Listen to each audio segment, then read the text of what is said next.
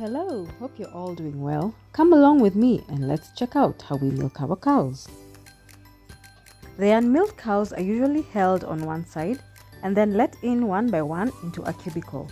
Once in the cubicle, we harness them to prevent them from moving. Plus, we give them some dairy milk to keep them busy. As they are eating, we start by wiping their udder with warm water to remove any dirt. We then attach the clusters of the milking machine.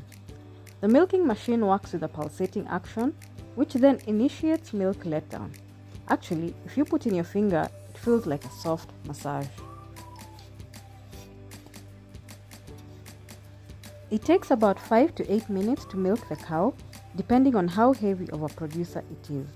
The principle of the milking machine is to extract milk from the cow by vacuum. That is what enables the clusters to latch onto the teats.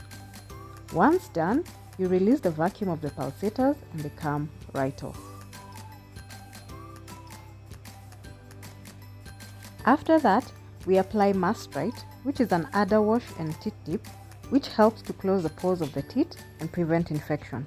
The cow is then let out to go and join the rest of the herd.